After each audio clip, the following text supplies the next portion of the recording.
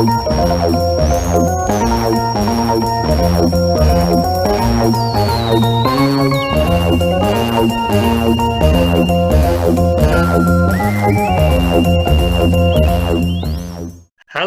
and welcome to Doctor Who 50 Years Ago, the show that looks back to the episode that aired in 1970 and looks at the differences between then and now. This week, Spearhead from Space, Episode 3, which I will soon describe as being like a fuse towards Dynamite. Not the dynamite, just the fuse. I am Ben. I am Luke. And I'm Nick. And here we are, and here we go into the news from 1970. On Wednesday, the 14th of January, the US Supreme Court ordered the last 14 legally segregated school districts in the US to integrate by the 1st of February, which reversed a local court ruling that it could wait until September. They were in Alabama, Mississippi, Georgia, Florida, and Louisiana, so no surprise there. But at last, the US is dragged kicking and screaming on a very large piece of social integration and education policy. So it's crazy to think that 50 years ago, we still haven't finished the process of integration in America. There were still schools that were black only or white only.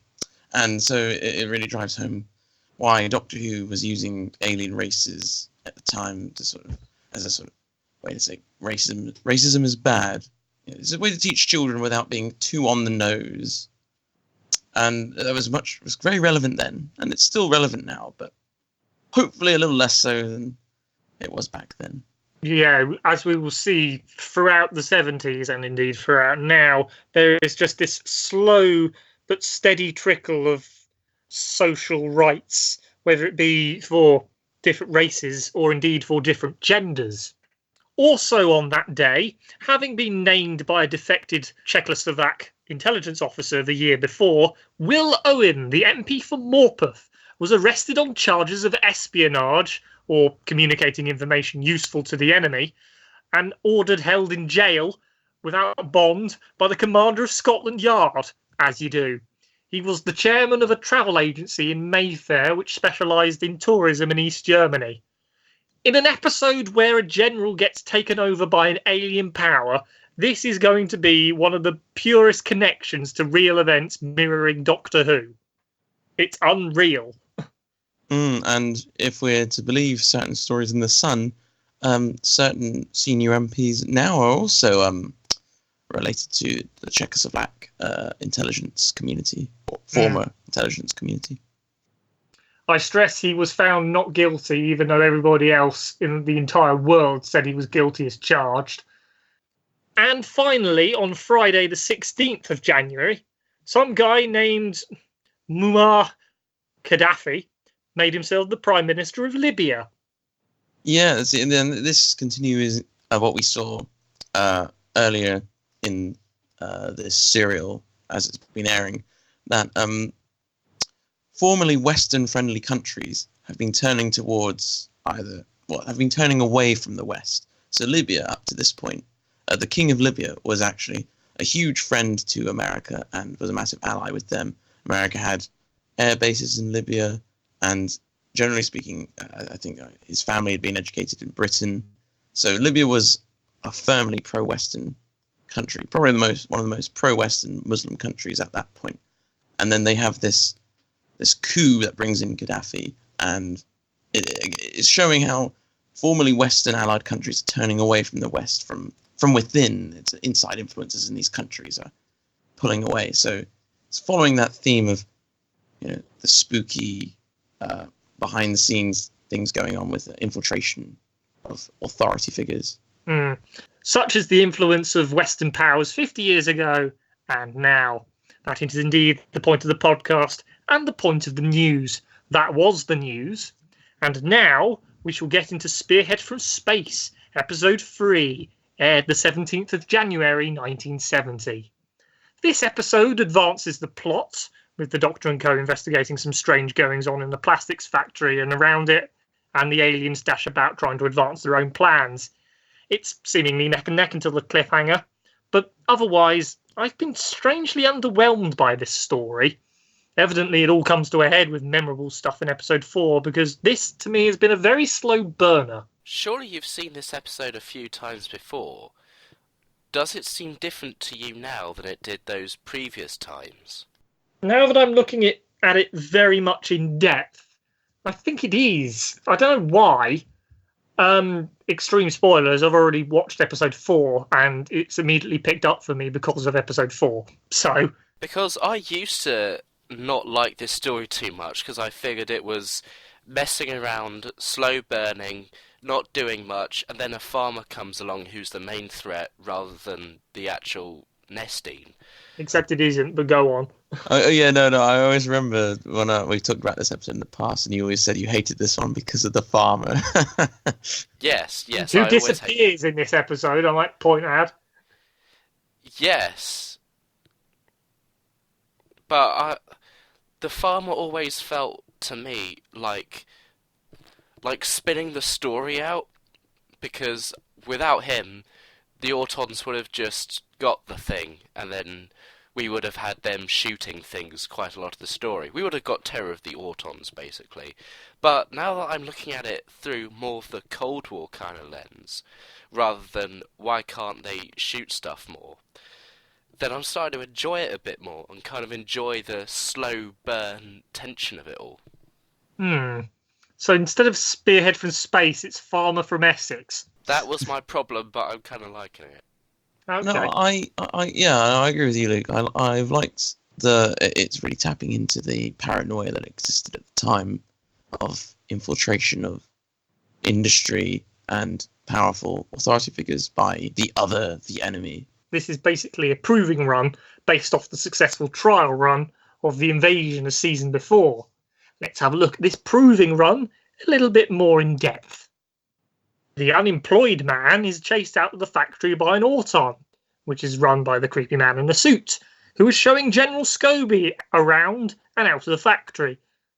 He says to the Auton, "No murder for you today," whilst beside a giant sign that says Auto Plastics. Ha ha ha ha. Don't worry though, the man in the suit has the Unemployed Man's brain pattern, because that's the thing that the Nestines keep on record. We have your brain pattern records, Herr Unemployed Man. What I really like about this bit, compared to Rose, is the way the Autons move. Well, the Auton singular moves. Especially when he's at the top of that staircase, and he does this little head tilt to try and see Ransom, who is Unemployed Man's name. I had to write it down. Yeah. And they move like humans in this one. When we get to Rose, they're much, much more robotic. They're fitting a much more robot stereotype that we would, just looking at them, believe that they would be. I think the differentiation between Spearhead from Space and Rose is that while Spearhead from Space is really trying to catch the realism of these aliens, that they look like you, move like you, talk like you, walk like you, and every other lyric in the Tom Jones single, Rose is definitely going, ooh, aliens, they move in an alien way. I think this is almost an aspect where, in some senses, television 50 years ago was a bit scarier than modern television is allowed to be. Yeah. In certain aspects, things have changed. Nowadays, you have the effects. You can fall back on the effects to kind of dazzle or scare people with it looking scary. But back in the day, you don't have those special effects. You've got to... The idea itself has to be scary. And as we talked about briefly in the last episode, they're also using the technological advancement they have to great advantage of it being in colour, so they can terrify the rich people. Well, yeah, no, the best use of the colour, I'm sure you've commented on this before on the serial, Luke, is you couldn't get this in black and white, is General Scobie, isn't it, in the facsimile? That really fleshy colour, as you mentioned. Absolutely. So you get to scare the middle-class people with colour televisions with the weird fleshed General Scobie facsimile.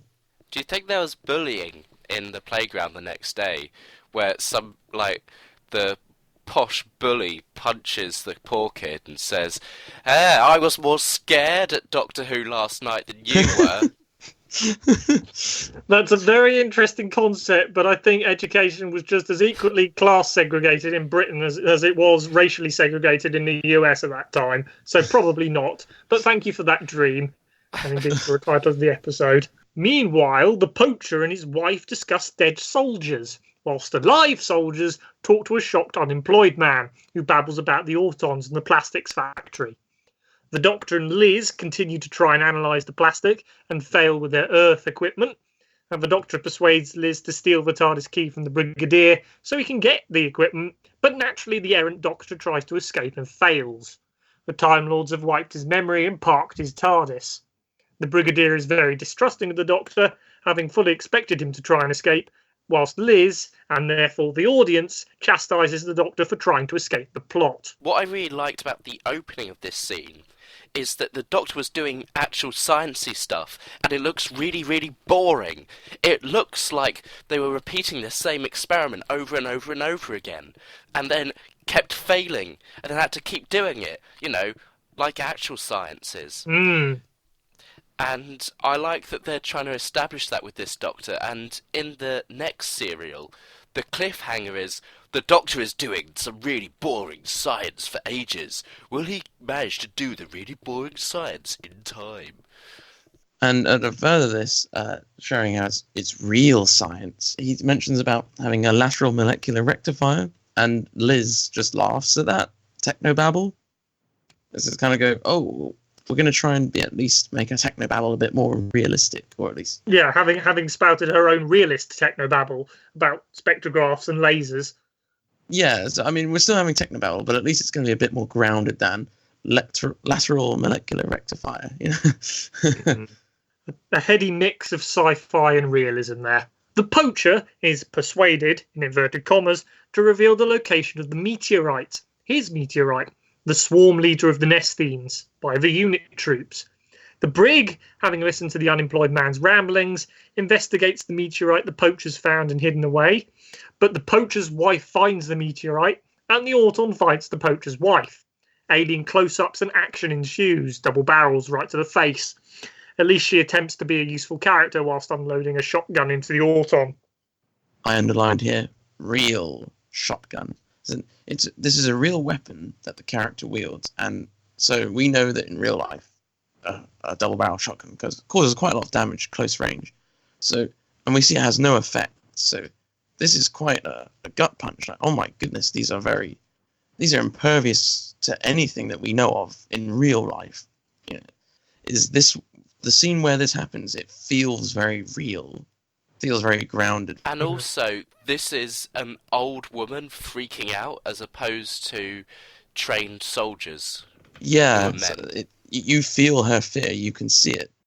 Unit retrieve the meteorite, beating the Auton back into the bush, but this leaves Unemployed Man alone for the Auton's completely reverse footage and jump cut out of existence. Looking for the dead man, the Doctor and co go to the plastics factory, and they swat them away with excuses and alibis, whilst the creepy man is creepy behind a window, which sort of gives them away. The brig, suspicious, calls General Scobie, whilst the Doctor oohs and ahs about the meteorite and the alien intelligence within. Whilst he's removed from reality, this reminds me of a certain Georgian man who came to run the USSR, who was rather famed for removing people from existence after they'd been killed. Although for the basis of political balance, I'm going to say the fascists did it as well. I think it might be reaching a bit there, because, guns that completely eradicate someone aren't exactly new in sci-fi at this point. The fact that they can shoot someone with total destruction doesn't mean that it has to be an allegory for that. Right, what I'll just say is, they don't do this to anyone else in the serial, do they? They specifically do this to him. Next episode. I'm sorry? There's one next episode. Oh, okay. Well, and then they never do it again, but still. So it does feel like it's targeted at him because he's an enemy of them specifically, more so than anyone else. Actually, I will I will grant you that. Yes, there is a personal vendetta there. Yeah, that's true. Who's killed by it next episode? Hibbert, the person's working with Channing. Again, another personal vengeance. Maybe this stupid reaching point isn't a stupid reaching point, Yeah. as I once thought back in my naive old days of Yeah, so 2 minutes ago. Those who make the ultimate betrayal or are the most nuisance either get, shot to complete non-existence or, ate by a tentacle. Yeah. Again, spoilers for the next episode. Yeah. It turns out, who does the hate? I'm sorry. It turns out, who does the left hate the most? The left. Who does the right hate the most? The right. Who do humans hate the most? Humans. There we go. That's a broad spectrum for you. Who do the centre hate the most? Everyone, because that's balance. Including themselves. Blimey. Right. And on that point, we shall get towards the cliffhanger of the episode. General Scobie is okay with the brig raiding the factory, but before he can go visit him, he's visited by his facsimile. As we've talked about in this episode and episodes before, humans dislike difference, but they dislike doppelgangers even more. So to have the greatest fear in this final cliffhanger is your sweaty-looking mirror image walking through the door, ready to take you over.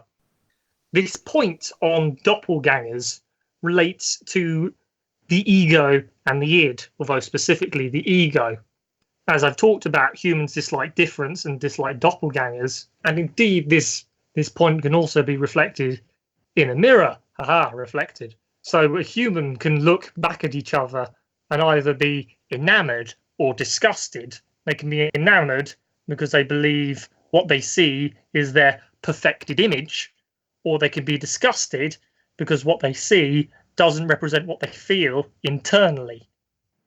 So they can either see themselves as good or bad, and so for that good or bad image to take form and life and then take you over, it plays on a really primal fear in human psychology. The Auton that replaces Scobie isn't Scobie, it just looks like Scobie. It's not like it's a developed form of Scobie. No, in that sense, it is a alien with ideas of its own. It certainly gives us the best cliffhanger of the serial. So, this is an episode that essentially lights the fuse of the dynamite that will explode as all these points come to a head in episode 4. This story of Doctor Who 50 years ago.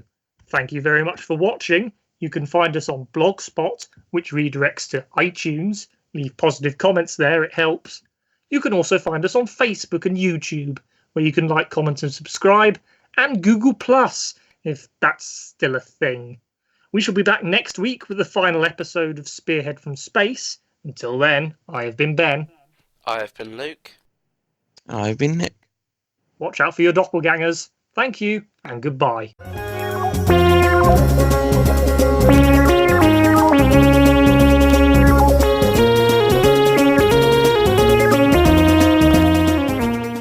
Here's a funny little thing. My mum watched all of Pertwee's run in black and white because she lived in a home with a black and white TV, no colour TV, till the mid-70s. So she watched this in black and white. So she missed out on Fleshy, General Scobie, Facsimile Man.